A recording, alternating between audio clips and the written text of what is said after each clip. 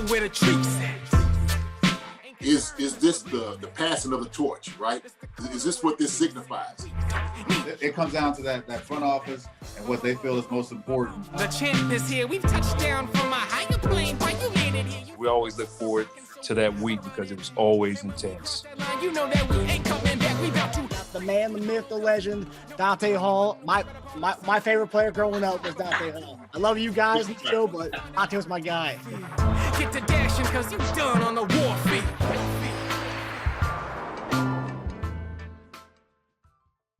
This episode of Chief Concerns is brought to you by BetOnline.AG. Our partners at BetOnline continue to be the #1 source for all your betting needs and sports info. Find all the latest sports developments, including updated odds on the NBA and NHL playoffs, Major League Baseball, fights, and even next season's NFL futures. BetOnline is your continued source for all your sports wagering needs, including live betting and your favorite Vegas casino and poker games. It's super easy to get started. So head to the website today or use your mobile device to join and use our promo code. That's Bleav, BLEAV, to receive your 50% welcome bonus on your first deposit. Bet online, where the game starts. Hey guys, welcome back to another episode of Chief Concerns. I'm here with our guy, former tight end Justyn Dunn. JD, how you doing, buddy? What's up, my brother? What's going on with you, man? You doing all right? How's everything going? Everything's going well, and actually, I'm doing better after the news I heard right before we came on today, and that's our people at Bleav Podcast Network have heard everyone our Chief Concerns demands over the last few months on Twitter about Chiefs merchandise. I saw some people saw the giveaways of the Chiefs that we did, and Bleav Podcast heard those demands, and they now on their website, and we'll post this in the comments below and the two links, but we have 2 Chief Concerns shirts that you can get at the Bleav Podcast website. One is kind of a throwback looking Chief Concerns shirt, and then the other one is just the logo that you guys have seen from other people getting it from the giveaways. But so the shirts are there and you guys can finally go get them. So I'm very psyched about that. And I have to go get myself some Chief Concerns gear too. Yes, sir. Yes, sir, man. It's a wonderful blessing to see it. Some of that merch. I mean, people talking about getting some merch just to kind of represent us. And I think that we need to go ahead and send out some of our loyal fans, giving them some good things, some good gifts, just being out there, supporting our channel. So that's a good thing. So, thanks for Bleav, and I know they'll enjoy everything. So this is just, I look at it like this. It's kind of like a start of something really, really good, right? For sure. So you can't never have too many shirts or hats or whatever we may do. And, maybe cups and all these, hopefully to grow into all of that, right? Hopefully get to that point of just, Chiefs concerns going to be on your mind, thinking about the Chiefs, what your concerns are going to be, have the merch, put it on your shirt. It's going to be good, man. So, yeah, 100%. I'm excited. And like you said, JD, and like we've talked about on the show, the Chief Concerns website will be launching. We're working on it right now, and the merchandise will be there. We'll have lanyards, we'll have hats, we'll have koozies, water bottles, all that good stuff. And we'll have it on the Chief Concerns website, which is not out yet, but we're working on it right now. So right now it's a work in progress. But for now, if you want some merch, the Bleav Podcast website has Chief Concerns shirts that you can go get right now. So, we'll keep you guys updated on the Chief Concerns website when that's up and ready and launched to go for you guys. Yeah, I think when people see me how much water I drink when I'm sitting on here the show and whatnot, I'm like, make sure you quench your thirst. Using your Chief Concerns. Of course, it's not it right here, but using your Chief Concerns, a Coogee or a Yeti or whatever you want, these little cups, right? And that it's right here, man. It's be good for you. So it's good to go. Good to go, man. It's good news. Yeah, it's very exciting stuff. I know it's just funny, from when we started, it was kind of, just guys talking football. Now it's like, we got shirts, we got merchandise, and a lot more coming. So it's exciting stuff here. But yeah, so a lot of news in the Chiefs world. I want to pick your brain about a couple of topics before we get into the main show, JD. So rumors are coming out of Cleveland. Obviously, we got the Deshaun Watson thing going on, the Baker Mayfield drama going on. But amongst all that, you got Kareem Hunt, who might be a guy the rumors are rumbling right now that they may try to trade him or if they can't get a partner, they might end up cutting him. And I don't know if you remember towards the end of last year when OBJ's dad was making fun of Baker Mayfield in the clips online. Kareem Hunt's dad actually went on Facebook or one of the social medias and actually was dogging kind of the situation in Cleveland. And that's like, that was kind of the beginning of it. But now it's come to a head where they actually might end up just getting rid of him altogether. Question: if you were the Chiefs and Kareem Hunt becomes available, whether it's trade or release, would you go get Kareem Hunt if you were Brett Veach? Would I go get Kareem Hunt? I would drive. If I was Brett Veach, I would drive my car to Cleveland or wherever he is at, put him in my front seat, buy him a couple of meals on my way back to Kansas City, and tell him, match made in heaven, welcome back home. Absolutely. Absolutely. That's, you know what? That's kind of, I had no idea all of this was going on. I didn't. So I think, man, with a guy like Kareem Hunt, that everybody is familiar with, we know what he can do. There was a two-headed monster up there in Cleveland, man. So, Kareem coming in here, he'll work back into whatever he needs to work back into. I mean, we got a talented running back by committee right now at the moment, and you add Kareem to that mix. So I don't know. I don't know how these things, man. You always give me some good nuggets, man. I don't know that I haven't really thought about that. That would my initial thought would be, yeah, absolutely, yeah, go get him. Why not? So that's how I feel.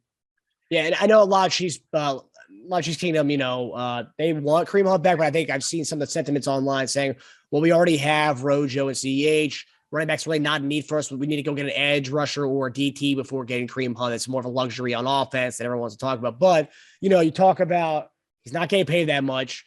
And if he is cut, then, I mean, who knows what kind of deal we can work out there. I don't know. I just think it's not like an unknown because we know what Kareem Hunt's done in this offense before. It's the same offense. We're just bringing him back to it. And, I feel, as a reduced role that he's had in Cleveland, I feel like he's got there's so much more to go with Kareem Hunt, pretty much last 2 years, pretty much been a third down back, a glorified third down back, sometimes getting some spot touches here, but he comes back to Kansas City. He could be the 1A again, and you have everybody else. I mean, you can kind of rotate in to fill the other role. I mean, what do you think? I mean, look, it'd be tough for sure. Coming back here and having CEH and Rojo. The room is going to be crowded, but it's going to be crowded with a lot of talent, right? So he will definitely be a luxury. But I think that would spur some competition in the room, right, for everybody to become better. And so I don't know. I don't know how you work these things out. I mean, the Chiefs can make something like that work, because I think there's still some grumblings with, fans and whatnot about, CEH's ability maybe to stay healthy, what he's going to give to the team. I think he's motivated this year, actually, to come out and show everybody what he can do while you drafted him. But if you have a guy like Kareem Hunt coming back who won't cost a lot of money, like I said, you just fill the room with talent, right? And so that could be something that you're utilizing for the future. I mean, this thing is, you got to be forthright in your thinking, kind of down the road and where, guys going to be, what's going to be able to come out of it, because the thing is, let's just say, and it's always happening. This always happens in the NFL. What if a guy gets hurt, right? And so, where CEH has had a history of getting, some bumps and bruises, missing some games. I think that would give you a little bit more cushion, a little bit more confidence in saying, well, look, we got a guy here. So now Rojo's not the, every down back that he needs to be. We got some young guys I think is going to be able to be an addition as well, with Isaiah, Chaco, the guy that we have from Rutgers. So, I mean, there's guys that's in the room, but I think with a guy like Kareem Hunt, guys can learn a lot from him.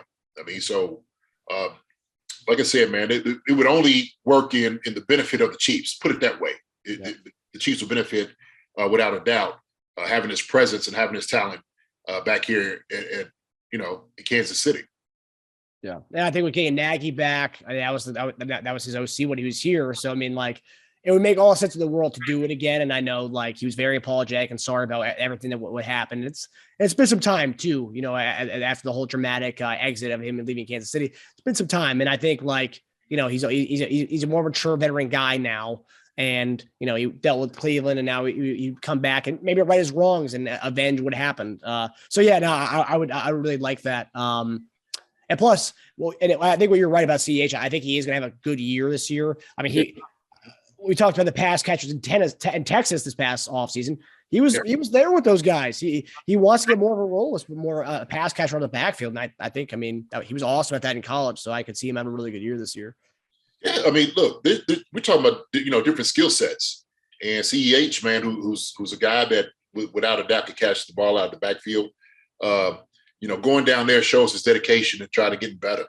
Try to, you know, build that rapport with Patrick. And also two good graces. Like, hey, you know, that's a check on the box as far as with the coaches. Like, hey, man, this guy right here is serious about being here and being the guy. So, no, that's important. You got to see that. You got to see that hunger from your starting running back, you know, if you will. And so that in itself is why I was like, look, you know what? Him coming back this year, I'm looking forward to it. I'm looking forward to what he's going to do on the football field. Yeah. Like I said, I think he's going to have a kind of renewed spirit as far as how he approaches things, not taking things for granted. And so, you know, more power to him. And if it does happen where you do bring in a guy like Kareem Hunt, that's just going to give me even more hunger, right? It was like, okay, they brought this guy back here. Now I got to deal with this too. Fine. Every single opportunity I get with the ball in my hands, I got to make something happen. Mm-hmm. Not just to, and sometimes you could get, you know, it could be overbearing, you know, trying to make plays, but I think it may also give you like laser focus. You know what I mean? So I don't know, but I don't want to speak about something we don't quite know anything about. We'll talk about that once Veach goes and gets him in Cleveland, puts him in a car, and gets his butt here. So once we got a couple meals in his belly, if that's going to be the case, we'll come back and revisit that then. All right. Yeah. Just hypothetical talk. You gotta love it during the off season. Yeah. So the other thing I wanted to ask you about. So last week we had the big topic on Orlando Brown Jr. probably, you know, wanting to be the highest paid left tackle. He didn't have an agent yet. I think a day or two after our show, he ended up signing his agent, Michael Portner, I think his name is, a young guy. But anyway, last 2 days, they've kind of made the media rounds talking about how they do both see Orlando Brown's on NFL Network talking about how he sees himself getting the working on a deal and getting that by the July 15th deadline. And then Michael Portner is also telling people that he says it's going to be close, but they feel like they will get a deal done by the July 15th deadline. A lot of people were kind of questioning on it because usually Brett Veach kind of does a lot of things close to his vest. He doesn't really let a lot of stuff leak. And if that's leaking like that, and if Orlando Brown's so, you know, confident to say that, do you think they're very close on it? They already have like a number in mind. I mean, what do you think about that when stuff like that's getting released by the people themselves, that there is going to be a deal done? I mean, you want to be, you know, show a lot of confidence in that, you know, these things are working in the right direction. And, you know, where Brett Veach may want to keep it closer to his chest, part of Orlando Brown's team, what he's supposed to do is like, hey, put some things out there, right? To instill confidence. Like, hey, look, man, look, he wants to be here. He wants to be here during camp. He don't want to miss any days. So we don't want to make it seem like, you know, he's being too greedy. He's not willing to work. We're sitting there saying like, look, we're contacting the Chiefs every single day to hash out all the details. And so sometimes in the contract negotiations, it takes some time because I mean, you got to get to what I'm talking about, just the wording. You know, you talk about different incentives. You talk about, you know, what their expectations of him, of what he's going to be able to do. And so it does take time. So July the 15th, I don't think it's something like that is impossible. I think, matter of fact, if they get on top of which I'm sure it's high priority. Matter of fact, it's probably the number one priority right now to get him, you know, here so he can protect Pat, bottom line. I think, you know, without a doubt, I'm confident in that date. I think they can get something done. I don't know. And here's the thing with negotiations. We just don't know how close or how far they are as far as with number-wise. But I think they kind of knew, like going into, look, first off, you franchise tag it, okay? So you already know what you're working with, right? And so that in itself helps out with the negotiation because you're going to be close because, look, we already started here. We know we're going to get this anyway with the franchise tag. Mm-hmm. So after that, look, let's go ahead and start working. What we want to do, we want to make him, relatively one of the highest paid tackles in the league. And so I don't know if he'll get the top money for tackles, but I do know he's going to be somewhere close to it. Yeah. And so I just know he's going to take advantage of the timing that he has, right? Because he's the man here. Mm-hmm. And so we know that it's going to be a big hole to try to fill if he's not here for Patrick. So in a sense, he's got that leverage going for him. I mean, seriously, he's a huge piece what the Chiefs do as far as like protecting Patrick and the running backs and whatnot. So that right there in itself bodes well for him and his agent to definitely push to get this deal done ahead. So yeah, and I think when we talked about last week, I think that he saw the defensive ends that were getting signed by all the other teams in the AFC West, and he immediately knew, okay, my value is just skyrocketed because of who we're going against, because of who the other team signed. So I think he definitely knew that. Do you think? I mean, I don't know anything about having an agent here, but when you sign a new agent like that, I mean, how is there a rapport involved as far as like, hey, like I want this deal, is it pretty like, hey, like I give you a paper, I'm saying, hey, this is what I want from them. Is it that easy working with a new agent like that to go and jump and try to get a new deal just like that? I think so. I mean, agents, they know what they're working for. They work for you. And so Orlando Brown knows he knows exactly what he wants. He knows what he wants to do. He knows what he wants to achieve. And so he's, conveying that with his agent. And his agent's like, oh, yeah, absolutely. Everything you want, we'll go for it. We need this here. Sure. If you want some extra Gatorades at your house, we'll make it so, right? If you want some extra ice cubes in your water for the game, we're going to make sure we're going to put that in the contract too. Yep. And so that's it. The agents work for you. And so, once you give that information to him, hey, he runs with it. So the guy, I kind of looked into him. He's a young guy, started his own group. So I think that's going to be kind of what I'm a little inquisitive about, like, how's this thing going to go? Like, because if you don't really have a lot of experience, I don't know. I know he said he just got through law school. Maybe he's trying to go get some more and he's doing some more schooling now.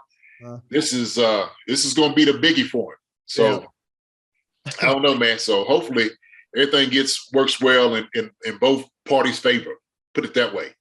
It's gonna be a big payday for him, though. He just walks in right in that situation. We know Veach wants to pay him a lot of money anyway, so it's gonna be a big payday for that youngster. Oh man, I know it. Hey, look, that joker's smiling ear to ear right now. When he got that phone call, absolutely. What? This is who? Yeah. He probably had to check his phone 2 or 3 different times. He probably called everybody like, man, you can not believe who I'm working for, who I'm the agent of. But he got going in confident. He's got to act like he's been there before. So when you go in and you're dealing with, really strategic people as far as like what they do. And look, we always said Brett Veach is frugal, right? Mm-hmm. And so he's got to work through those things. And it's going to be some tough negotiations, man. But I don't know. Let's see if we can do it, man. See if we can pull it off. And like I said, work in favor of both parties. And so, look, I think everybody wants the deal to get done. I know everybody has their opinion about, what he'll get paid and what he should get paid if he's not a great tackler. We're not going to minimize what his contribution is to the team, and how important he is, because the guy is really important. So, he's a Pro Bowl tackle. Mm. What are you going to say? He's young. So let's benefit from a guy right now. Like I said, if you get the deal done now, you don't have to worry about that big price tag later on down the road, because when you start getting down the road, you're going to see how these things go. And we'll talk about it a little bit, like we see how Aaron Donald, these contracts are starting to go up. We are seeing guys get paid a whole lot of money. Yep. So, bite the bullet now or, wait till later. Yeah. We were ahead of the game with the whole quarterback situation. We did that deal with Mahomes, and after that, we raised the bar for everybody. Now everyone's paying their quarterbacks a lot of money, and we're the ones who started this. And now we're kind of the victims of it with when you got what happened with Tyreek, and now possibly what happens with Donald. But we'll talk about that later on. Look, it's how these things go. It's exactly how these things go. And so the question is, you pay a guy like this now, or do you wait? You wait to try to get somebody free agency, and he comes in, he's still going to try to get a hefty price tag because he knows who you're protecting, he knows who you're going against, or you try to get a guy in the draft, which is just, that's a crapshoot. Trying to get a pro guy out there right now to tackle. Yeah, those guys don't grow on trees, man. You don't see them guys everywhere in the supermarket. So, hold on. Well, I remember the 2013 draft when we had the number 1 pick, and no one knew what we were going to do. And I remember there was 3 tackles. Everyone was kind of like, like Luke Jokel. Everyone was like, oh, that's the best left tackle in draft. Then Eric Fisher was like, oh, well, maybe that Eric Fisher's the guy. And then Lane Johnson. And I'll give credit. Lane Johnson and Eric Fisher both panned out. And they've lasted this a while. Maybe not number 1 pick worthy, but like, hey, he's in the league and it's been almost 10 years now. So I mean, he panned out. Luke Jokel, I don't think lasted that long. He was kind of gone after that first go around with Jacksonville. I mean, really? So not everyone pans out. Yeah. But yeah, so like we said, and when I read 5 to 6 year deals, what they're leaning on this whole thing. That's potentially what this will be. So and maybe higher in the guarantees, maybe not overall highest paid contract, but may have the highest guarantee of any left tackle. Yeah, man. I mean, you definitely got to make it somewhat desirable and tasty for them to say, you know what, okay, we could deal with this. Yeah. I'm fine with that, right? I mean, there's when you can hide money, to get money to him. So, like I said, this guy's this is his first big contract. We'll see how he's going to do. Yeah. Well, it's funny too. You have these Chief fans who were pissed off. I remember at the time we offered a lot of money to go get Trent Williams, and then he ended up at the 25th hour. He said, "No, I'm staying with San Francisco." And I remember seeing some Chief fans. It's like, wow, we were going to give him this 30-year-old left tackle at the time, a 3 or 4 year deal. No way, I had all that money. And now we're talking about a 26-year-old guy who we're going to give a lot of money to over a 6-year span. And by the time he's done with that contract, he'll be 31, 32, he'll be an older guy at that point. So it's like some people are never going to be happy with, and especially in Chiefs Kingdom, you're just so many people who are upset about everything all the time. So it's like, can't keep everyone happy. Right. Hey man, look, it's a lot of money. It's a lot of money. And I get it. Sometimes when you pay these big contracts, the same thing that we talked about, first round picks, they don't always pan out, right? So when you sit there and you look at it and the guy's not performing for that type of money, then you kind of, you're pulling your hair out, you're upset and they're like, man, it's stupid. Why we do that? Yeah. We got a sample size what he was able to do last year, which was a good job. He did a good job. Now, like I said, I think he's going to get better this year. Just being there, it just took a long time for the transition from going to right to left. Yeah. I think he'll be fine this year, man. Yeah, I'm excited to see him work out this offseason. It looks like he shed some weight, doing the tennis drills, trying to work on that feet. And and that's huge because we're talking about edge rushers, especially the guys in our division. It's huge that he's working on these things. So it's not like he's sitting at home. We're not seeing these of him working out. We're seeing him do it before this big contract. So, hey, the kid's young. So I'm all for it too. I would be a little bit concerned if we seen him in videos eating cake. Yeah. Like, nah, I don't know. We won't do that. So it's good. Promising. It's good for sure. And also a son of a player too. So I mean, the kid knows what it takes. Yeah. Yeah. Okay, so all right, now we're gonna get to our main segments for tonight. The first one, when I saw the quotes from our receiver coach, Joe Bleav, I was like, okay, there has to be a topic for JD. And so we're gonna get right into it. So one of our favorite topics on the show, if you're a Chief Concerns fan, you know that we love talking about the comeback story of Josh Gordon. And anyone knows that JD's probably Josh Gordon's biggest fan in the Chiefs community. And so that excitement was shared by our receivers coach, Joe Bleav, this past week when he talked about the expectations they have for Josh. So I'm going to read you the quote here. I had big expectations for Josh. When he got here, it was just doing as much as we could do to get him on the field and having him knowing his assignments. He's extremely smart and intelligent, and he knew he tackled all of those challenges, and he did what we needed last year. Now he can kind of understand the why, get on the same page with Pat. understand the timing of how he fits in with everybody else. Not only the reps, but the depth and the feel and him getting his stride back, realizing where he was when he was at the top of his game, how he was doing that. That's really where I've seen him come this spring. And one of the many concerns that we talked about was Gordon not being able to pick up the playbook. And that was probably the reason why he may not have got on the field or, got cut at the end of the season. But they kind of, put that, he poo-pooed that. He said, yeah, he's always been comfortable with the playbook. I would say he's more comfortable with himself in the role in the offense and what we're asking him to do and then how he can do it. Last year, he was just so focused on what we were asking him to do. He was just not neglecting what got him to this point. But now he's just kind of bringing it all full picture. So JD, when you hear these kind of things about Josh Gordon, about what he learned from last year and what he's been doing this offseason, how excited are you for the resurrection of Josh Gordon? Oh man, listen, look, I said this before, man.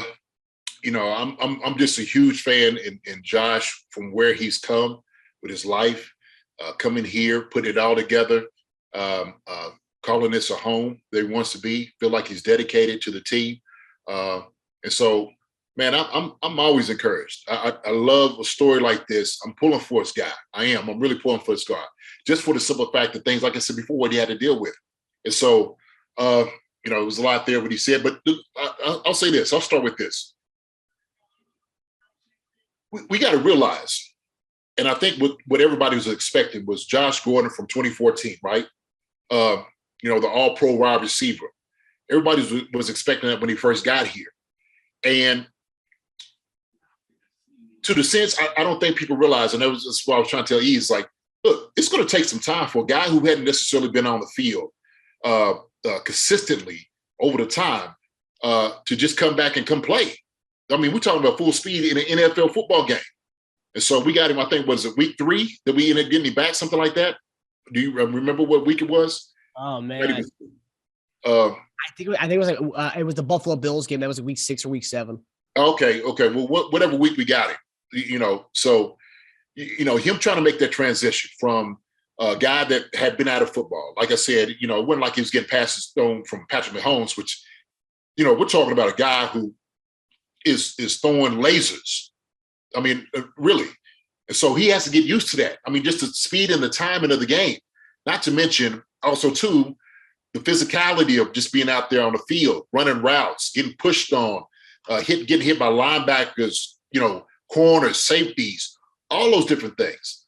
And so for a guy like that hadn't been playing, it was going to take some time. And like I said, it'd be different if he was on a team that like the year before and had been like that year, and been playing all those times and all those games. It'd be different. But he hadn't been doing that. And so I think right now, man, Josh Gordon is the guy that everybody wanted to be. All right. Those guys that play wide receiver, Juju, MVS, they was watching Josh Gordon. At a time in the league, he was a standard. And so all those guys wanted to be this guy. And so I think what he was talking about was, Josh Gordon, to learn like the nuances of the plays and what he needed to do, was a little bit more like self-doubt that I think he had. And so him trying to work into this offense, which is not easy, but he already said, man, Josh is an intelligent guy. It's not like the playbook was too big and too broad for him. Sometimes it's learning how to fit in the scheme of things. And so, where there be a depth of the route, maybe just getting open. Because there's a lot of, like I said before, it's just like for a smaller guys style offense of finding the windows or finding the holes. And those are things they have to learn. And so I think part of the deal that Josh was doing was he was being a little bit more robotic. He was trying to run routes maybe the way that they were, drawn up and how he was used to running routes. And so sometimes with this offense, which it takes a long time that guys need to get, familiar with, and we're talking about getting familiar with Patrick, getting familiar with all the other wide receivers and how you fit in the scheme of things, takes time. And so a big body like Josh, who was not a little guy, but in by no measure of any other man, had to get used to that. And so I think part of that is understanding that a guy who has incredible athletic ability. And so we were hearing this from Patrick. We was hearing this from Travis. We was hearing this from all the other guys about what Josh Gordon brought out there to practice. And so what he was bringing out to practice was him running in his old style, him and his old athletic self.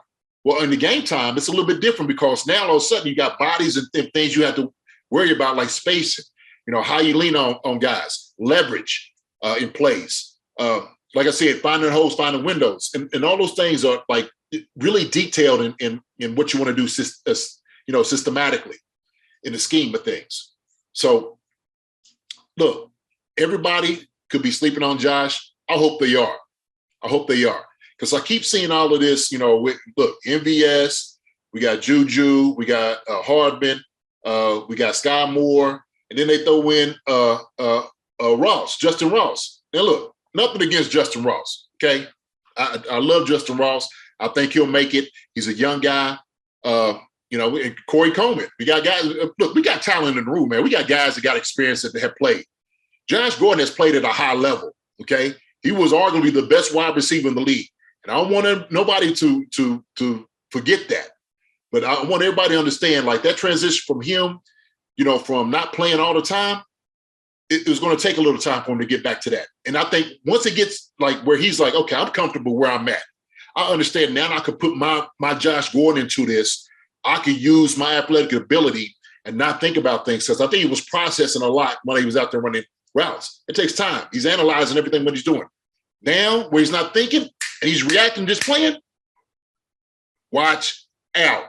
I'm telling you, he's going to be dangerous. And I'm pushing for this guy because I know he still has that ability. And the reason I say that, because they're like, oh, well, he's 30 years old. Well, shoot, he's 30 years old. He don't have a whole lot of miles on his legs. Nope.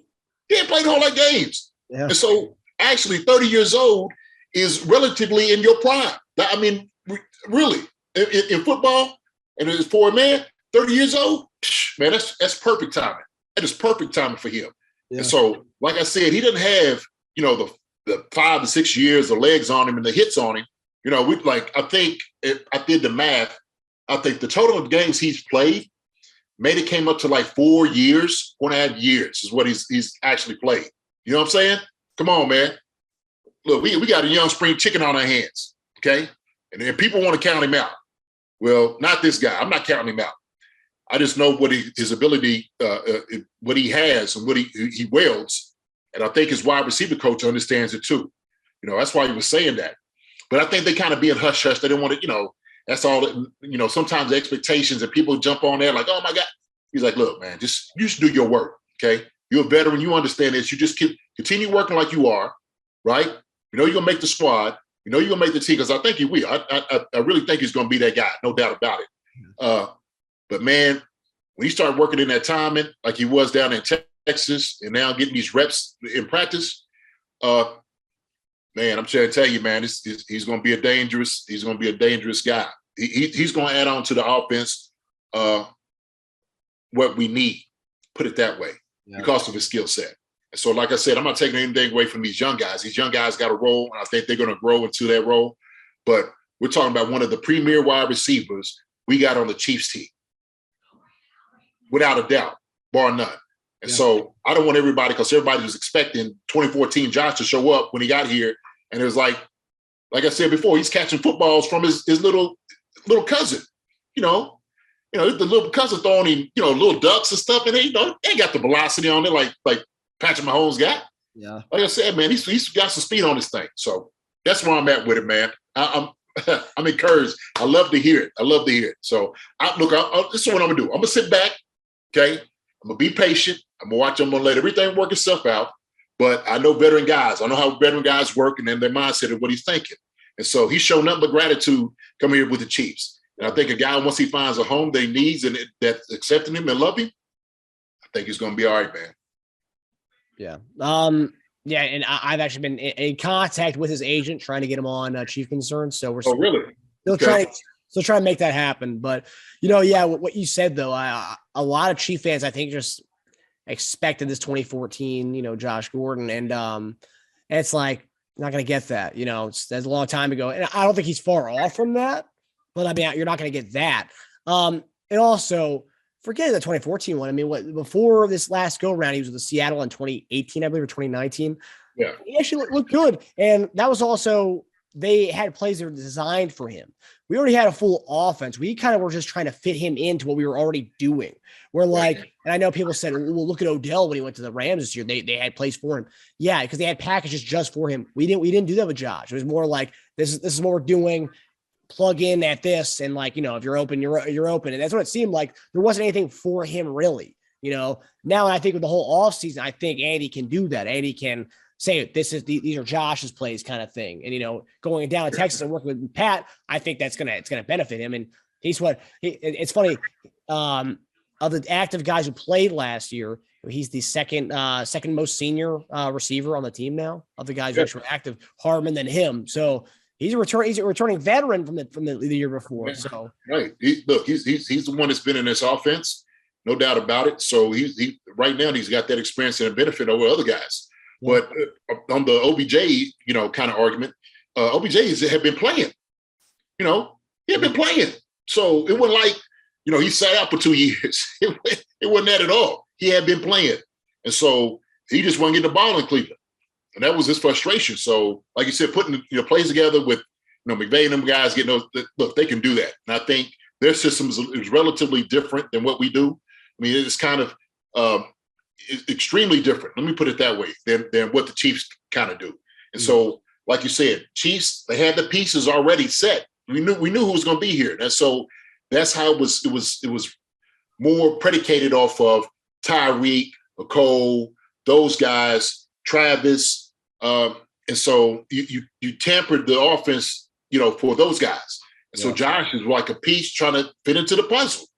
And so him coming in, not only trying to get used to the guys on the team, right? Because that's part of the pressure, but he was making sure he wasn't going to try to do anything wrong. And so that makes him become, kind of robotic, not wanting to mess up. And he can't really play athletically like he wants to. And so now this offseason and this time, affords him that. Yeah. And this is why I think it's so important why the Chiefs made sure they kept him here. That's the reason. Because they knew what they had.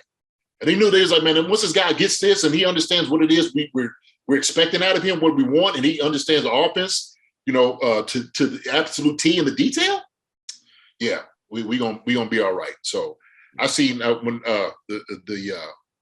the little interview and the coach he was excited. You could see, his eyes. He was like, yeah, man, this guy's a smart guy. I mean, it's not the playbook. Shoot.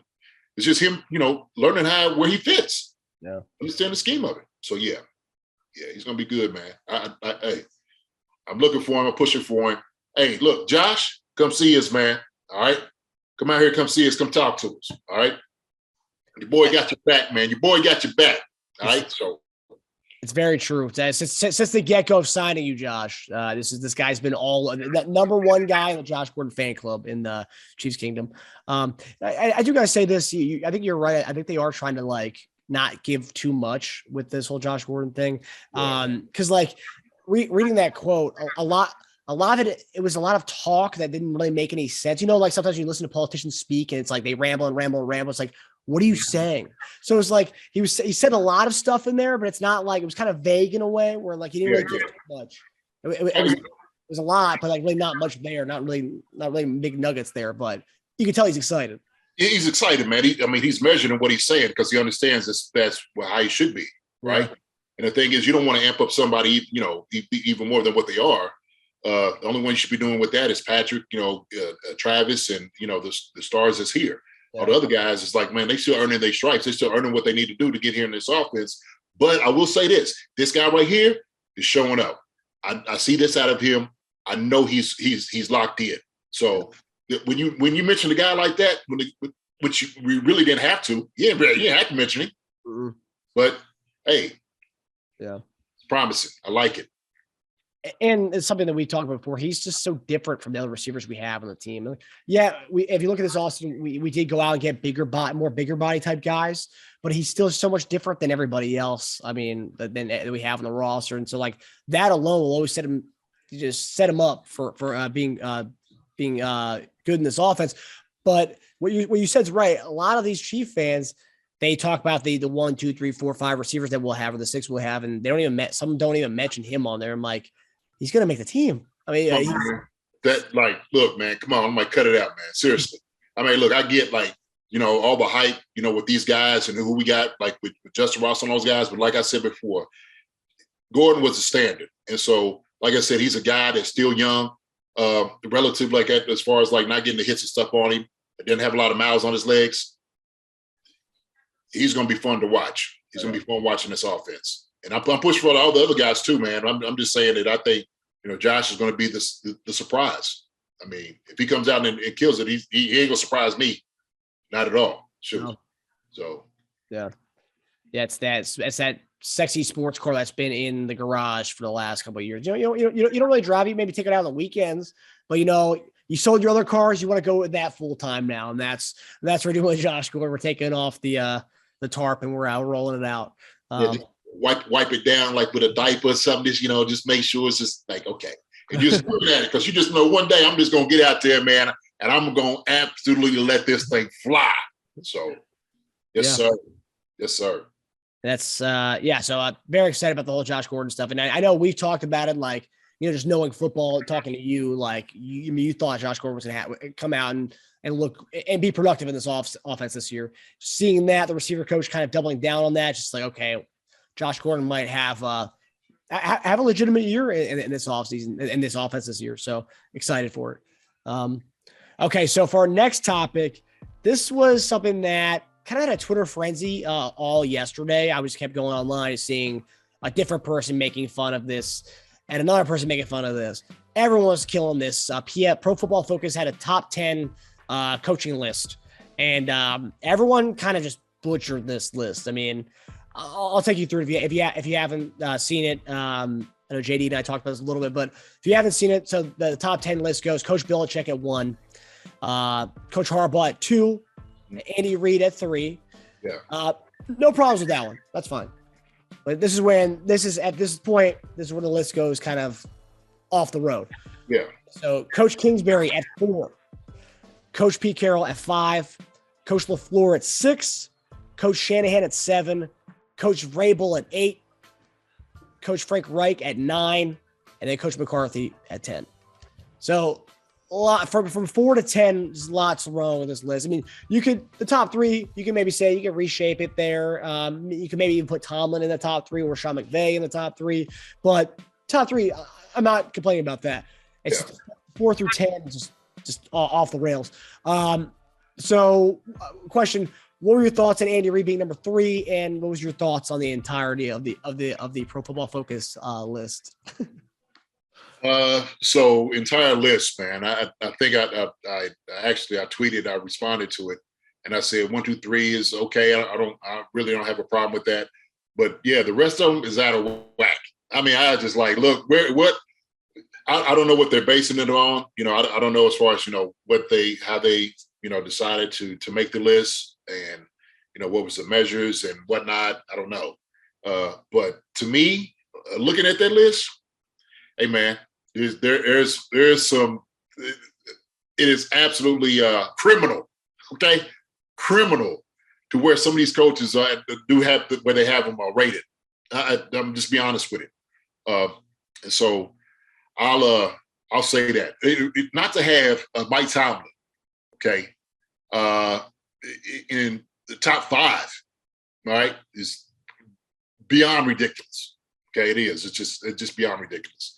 But I'll talk about Andy. So I'll say this: Andy is 3rd on that list. Okay, I would put Andy probably number 2. That's where I would have Andy. Andy was probably the 2nd best coach in the NFL. And I like Harbaugh. Harbaugh was my special teams coach when I was in Philly. I love Harbaugh, and I think he is probably number 3 or 4. And I think Tomlin is right there. 3 up there. You can switch those guys around. I don't think you'd be mad with either one. I think both of those guys like, hey, you know what? Yeah, I got it. So, but Andy, without a doubt, man, body of work, what he's been able to achieve. I don't think there's any question of that he's probably the number 2 coach. Belichick, because of, his body of work, his wins, Super Bowls and all of that. I don't doubt that whatsoever. So that without a doubt, Belichick, Andy, Tomlinson, Harbaugh, 3, 4, and number 5. Number 5, yeah, probably would be Sean McVay. I mean, I like Sean. I like Sean McVay. Yeah. I mean, there's a lot of good guys out there, man. There's a lot of good coaches, but Sean, because of what he's done with the team, what he's been able to achieve in a short amount of time, probably gives him that. Yeah. If Sean Payton was on there, Sean Payton would be, already top. It wouldn't even be a question right there. But having Cliff Kingsbury is, come on, man. I don't know if nothing against Cliff. Cliff, you're a good coach, all right. Not really taking things from you, but Cliff Kingsbury will tell you that he's not. I think was a top 5 coach. Top 4. Top 4. Cliff would like, man, who made this? Cliff would probably say, oh no. I'm gonna take a backseat to these guys. Now, look, you gotta have some confidence, get a little bit of ego. But Cliff in his mind would know, wait a minute, no, I'm not up there yet. I got a long way to go. And so, I mean, the guys, when you talk about like Shanahan, LaFleur, those guys, man, I mean, there's some great coaches in the game. There really is. Pete Carroll, these guys, you got some great coaches. You really are. Cliff Kingsbury, he's back. Put him at the back of the bus. I don't know if Cliff is top 10, to be honest with you. Yeah, I don't know. I looking at the list, I had to look at the list to even know and kind of go through mine and say who's who. But Cliff, he's got talented guys. He does. Yeah. So is it always him? And it's not really like a hate on Cliff Kingsbury. We got McCarthy in there. Who else did you say? I think Vrabel's a good coach. I think Vrabel to me might be a top 10 coach, to be honest with you. What he's doing with Tennessee, I mean, he's getting these guys to play, man. He's actually helped turn his team around. And so what signifies a good coach is the players embodying who you are as a coach, and what you do, and what you feel, and how you play.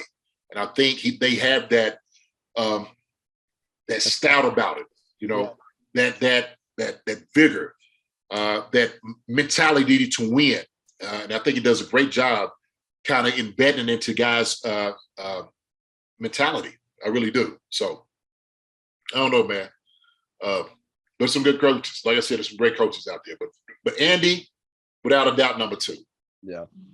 I just think it's funny because PFF, they're like the big analytics. They rank everything on analytics and statistics and stuff. But like, I saw a lot of tweets where people pretty much said that Cliff Kingsbury's dad make the list. I mean, like that he compile this thing because it really makes no sense when he's made the playoffs once in the 3 years he's been coach. And 2 of the years they start off a season like 6-0 or 6-1 or 7-0. One of the years they didn't even make the playoffs. So it's okay. I don't know that was the weird one. Another one which I get, he's been a good offensive coordinator in places he's been, but Frank Reich, he hasn't really done much in Indianapolis since he's been the head coach there. And they choked away a potential playoff berth last year, losing the last 2 games, losing to Jacksonville last game of the season, which kicked them out of the playoffs. I mean, I don't know. I mean, Frank's a good coach. He's a good coach, man. He is. But, I think there's guys without a doubt ahead of him. We're sitting there saying that, right? I'm just saying to not have Mike Tomlin in the top 10. I just think it's so bizarre to me. Criminal. Put it like that, criminal. And so I don't know who checks off on sending these things out, but somebody said, hey, whoa, wait a minute, what's Tomlin at this? I've been looking at, we'll put Mike Tomlin in there somewhere. I don't care where you squeeze him in. That joker need to be in there top 5. So it's almost as if like whoever made this list was like talking around with his buddies, not actually doing research on it, just like saying out, throwing out names out there. And after you could probably list like, wait, I missed a name earlier. Right? I didn't say a name. Like at that point, you'd be like, after you look at like, wait, I'm missing a name here. Okay, Mike Tomlin. Yeah, he needs to be in that list. It's like he didn't like fact check it or look it over. But these guys pride themselves on analytics and numbers, so obviously their formula led into this list. So I don't know. Yeah, I don't know, man. I just it's laughable. It is laughable. Man, a guy everybody making fun of Pro Football Focus. So I guess in a way it was some little advertisement. Everyone making fun of your algorithms to make this top 10 list. Yeah. But yeah, I just thought that was very funny because everybody on Twitter had a fun one with that. Even a lot of players are making fun of it too. I mean, I'm sure all the measurements goes into like the strength of the schedule since he's been there. Maybe all those different things. I mean, when you're talking about the numbers and analyzing everything, yeah, I'm sure everything comes into it, man. But I don't know. Looking at lifetime of your record, I mean, has he had like has he even had a losing season? I think he's had one losing season, right? I think it's worse. Yeah, I think it may have. I don't know. I'm not sure. I mean, the fact that we're questioning, was it one losing season or was it a losing season? I think they went 8-8 maybe a year. Like, I don't think it's a crazy record. And I don't care if people could say, oh, that's Pittsburgh, well, I think that one of the first years when they won the Super Bowl, I was like, oh, that's Cowher's team they won with. It's like, I mean, okay. Right. Come on. You can't win with some people, man. But okay, so our final topic, we kind of hinted at this earlier in the show, but talking about contract situations and how that can just kind of have implications and impacts for years to come. And we mentioned Mahomes' contract that kind of changed the quarterback market. The Devontae Adams changed the receiver market, which made us trade Tyreek Hill. So a lot of things happened that way. So this week, Aaron Donald, who there was a little thing floating around during the Super Bowl that he may retire, it might be his last season. Not the case at all. Donald's set to make around $100 million over the next 3 years, being the highest paid non-NFL quarterback in NFL history at 31 years old. It's pretty impressive, non-quarterback to get the money that he's going to get. So obviously, naturally, a lot of people start talking about what does this mean for Chris Jones? What's going to happen? Is he going to renegotiate his contract to get money up there with Aaron Donald? Because, he is top 3 defensive tackle in the league. I mean, I think there's a little bit of a gap between Donald and Jones, but he's up there. So now with this whole thing happening, and we also talked about this, he wanted to play DN because he wanted to get DN money. Now that we're seeing a D tackle getting this kind of money, it's like, okay, let's pay up here. So and the thing is, but before Donald got the raise, when Jones signed his new deal 2 years ago, he was only within $2 million of Aaron Donald. Now there's a big gap between him and Aaron Donald. So my question is, do you think that Chris Jones in a year or two will be asking to renegotiate his contract? And a lot of Chief fans think that if this does happen, we may ship Chris Jones out, like kind of what we did with Tyreek, just being kind of too much money for our taste. But then again, we're losing another guy on defense that we're already kind of, tipping the scales from offense to defense on this. And if you get rid of Chris Jones, that's a big deal to get rid of a guy like that. So what do you think this means for the defensive tackle market and Chris Jones? I mean, he, without a doubt, is going to renegotiate, a couple of years. I mean, that would be the smart thing. I wouldn't be mad at that because he's supposed to. And if you're playing at a high level and you're producing, then you should be paid. You should be paid accordingly to what you produce off of. And so if he continues to, still play stellar and just be right there at the level of talent that he is and skill set, hey man, that's part of the deal. The question is, like everything else, are the Chiefs willing to pay him? We don't know, right? I mean, like I said, this is part of the deal. I think Aaron Donald's deal, here's the thing. Aaron Donald, because of the significance he was able to do what he gives, is a little bit of an anomaly, okay, to me. Because now he was making more money than who's that? TJ Watt, who else played? I think Bosa signed these big deals, and so he demanded that money. And so I think the greatest thing he possibly could have did was tell everybody, "I'm ready to retire. I'm going to retire." Right? And I was like, "No, I'm gone. I'm gone. I appreciate it. I'm out of here." Sean McVay was sitting there saying, "Look, we done had a taste of a Super Bowl. We are not getting to the Super Bowl and winning the Super Bowl without Aaron Donald. No. We're just not doing it, okay? Let's just be honest here." And so if we're that close and we're that team to beat in the NFC, we have to make sure this guy is here with us. And so let's talk him out of retirement, whatever it may be. I don't care what it is. Hey, matter of fact, I'm going to turn my back. Y'all sign whatever y'all want to sign him for. I ain't going to look.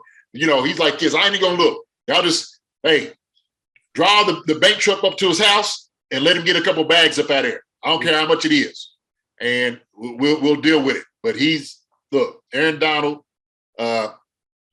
is an absolute animal. He's stud, one of the best in the business, probably one of the best when it's all said and done, no doubt about it. He's warranted getting paid that type of money. Yeah. And so, why not? If you have a chance to negotiate a contract like this and take advantage of it because it's an opportune time, do it. Right. Do it. And so I ain't got no problem with Aaron Donald signing that deal. He's worth every penny, no doubt about it. I really do. He's a young guy. He keeps his body in great shape. So you're not looking for him to slow down anytime soon. Yeah. And so I know he was sitting there saying, like, look, I get these guys out here getting the money and stuff like that. But look, you see what I've been able to do year after year after year after year after year. I've been dominant. I've been the most dominant defensive tackle since I've been in the league. Yeah. I mean, he has. I don't know anybody else that's been able to achieve what he's been able to achieve. I mean, can you name one? I mean, and look, Chris has been doing a tremendous job. He's doing a great job. Yeah. Now, big margin. Yeah. And so what I know you were saying, he's a couple of million from him, last year, but it's a new year now, right? It's new. Just won the Super Bowl and hey, contract's up. Give him the money. Rams had no problem paying that money.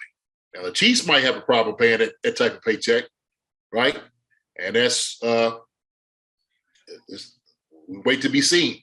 Yeah. I don't know.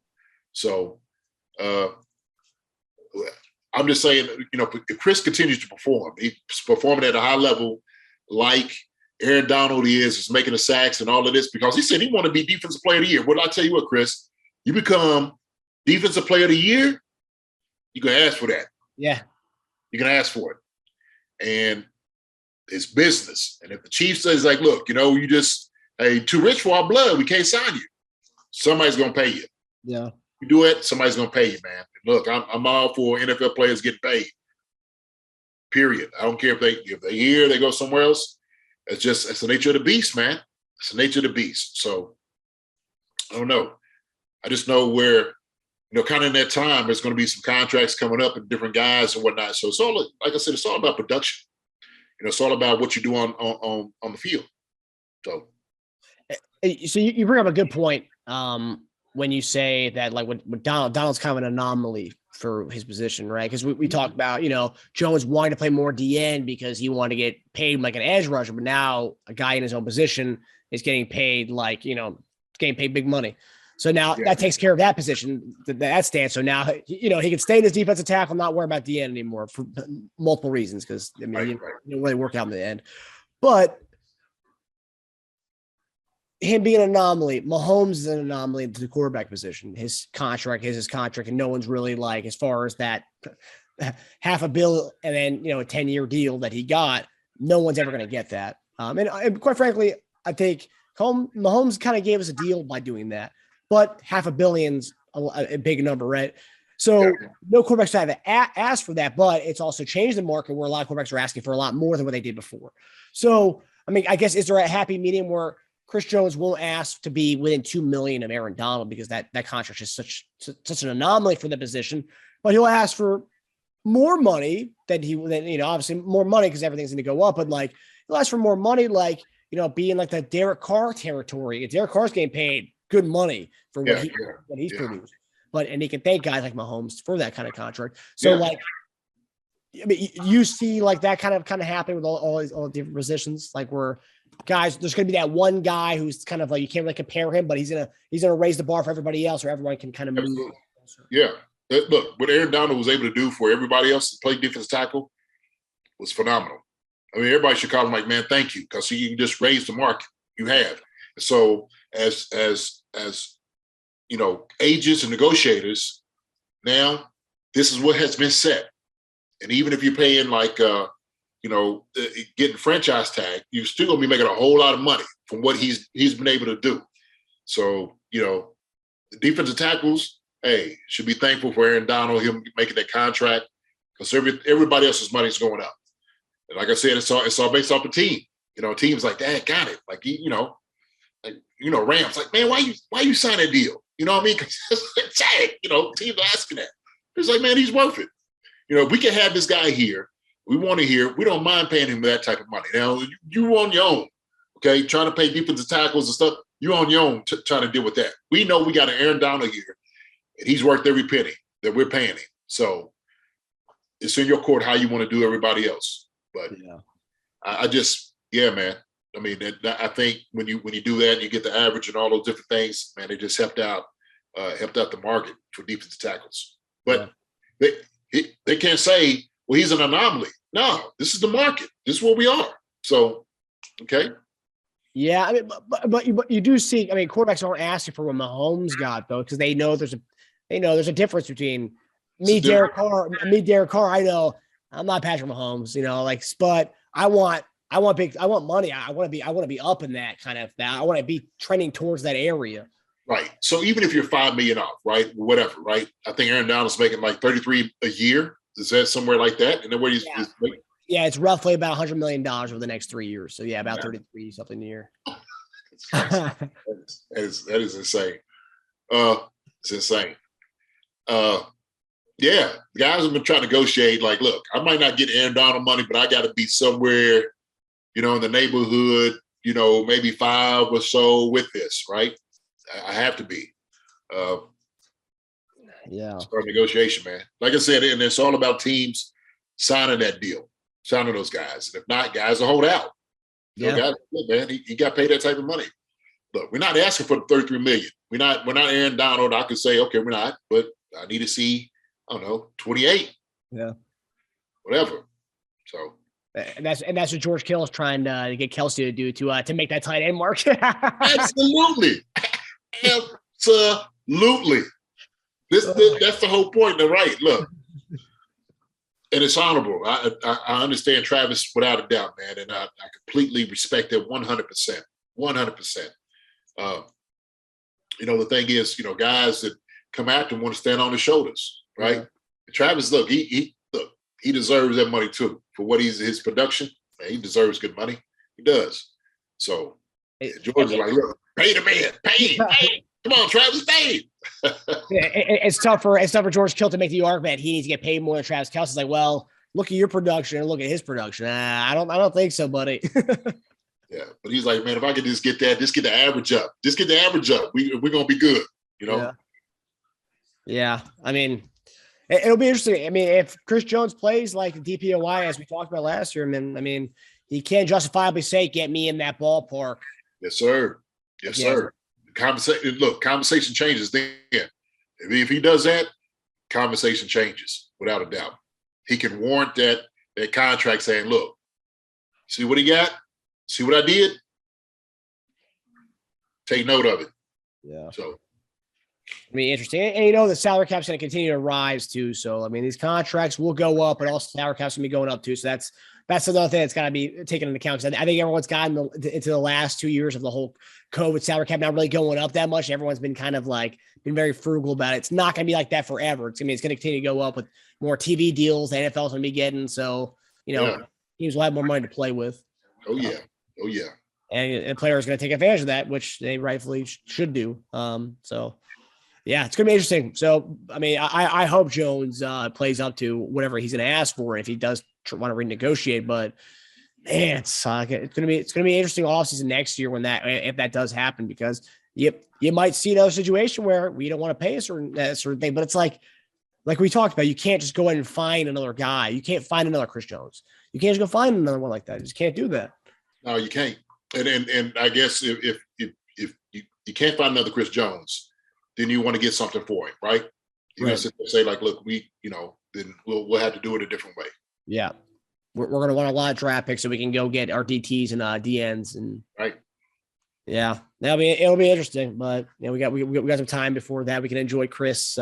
Hopefully, have his DPOY season, and hopefully we can pay him and not to worry about shipping guys out, especially on defense where we don't have a lot of talented guys. Not saying that the guys aren't talented, but all pro guys like Chris Jones. So, I mean, we have a lot of young, unproven guys, but aren't all pros yet. No, yeah. A lot of, and the thing is, you hope a guy like that develops. That is a position in itself that you might take a chance. You're saying like, look, I'll go to the draft and see if we can find a guy. Really, I mean, seriously, those are just kind of like one of those, kind of positions. I don't know. Yeah, I mean, I guess it is different. Last week we talked about the tackle situation, like the offensive tackle, but like, yeah, I mean, I guess nowadays you're finding more of these like badass D tackles. You're finding them late rounds and stuff. You're not really finding like those, the Chris Jenkins or the Big John Henderson types in the early rounds. Mm-hmm. It's also kind of different too. The DT makeup's so different now than compared to what it was back then. Absolutely, totally different. I mean, what Aaron Donald's like, 6'1", 285. So wrecking shop. So oh, man. Yeah, I mean, he is an anomaly. He deserves every cent, and it's not like you're ever going to be like, man, we wasted that contract. So no, you're getting every bit of that penny that you're spending, just kind of like how we paid Mahomes all that. You're getting what you pay for, really. Absolutely, when that 100%. And in sports, basketball, football, oftentimes you're not always doing that. You're paying out of necessity because we need it more so than you're paying for what you're getting in return. It oftentimes doesn't happen that way where you're getting for that kind of special talent. Right. Yeah. Because there's only guys like that, the same thing. You could go into like the NBA. There's only certain guys that you're going to pay, right? That you just know. We'll pay this guy. He's worth every penny of it. We'll do that. And there's only a certain number of guys that deserve that. We'll see if Chris is going to be the one that gets into that conversation. Yeah. Saying, I'm forcing your hand. You got to pay me. And if you don't pay me, somebody else is going to pay me for that. So, yeah. And Frank Clark's contract comes off the books next year. So we'll have money to play with too. So there's going to be a lot of stuff. So if that does happen, I think next year is the off season to do that, because we're not going to have, and I was looking at it the other day, we don't really have a lot of guys like outside the new guys we just got. A lot of these guys are gone off the books next year. We're going to have a lot of money to spend next off season. So it's going to be kind of fun to watch, but I can sit there, guys like his doing off season, like, yeah. I'm getting ready. Hey, inside of me, I ain't going nowhere near the facility. I'm staying away until we start negotiating, doing some things, getting some things in order. Shoot. After the season's over. So. Yeah, that'll be interesting and be a fun offseason to watch next. But got a lot of time before that. But for now, that does it for us. Thanks for tuning in to Chief Concerns presented by BetOnline. Everyone, go to the link below and make sure you go get your Chief Concerns shirts. They're fresh off the press. Yes, sir. And, ready to go. So looking forward to that. Come on, man. And matter of fact, hey, we're going to send some things out. So like I said, we love the support for all different people and whatnot. Hey, keep coming to the channel. Keep checking us out, man. Like I said, we're going to get some good things in your hands. We're going to make this thing work, man. This thing is doing a good job, man. Appreciate the support. Thank y'all for coming. Seriously. But we hope everyone has a good weekend, and we'll see you guys next week. Hi, everybody. Thanks for watching. Subscribe here to get the latest from the show. Also, be sure to check out the best clips from Chief Concerns. And if you prefer to listen to the show, subscribe and follow us on Apple Podcasts, Spotify, and anywhere else you get podcasts.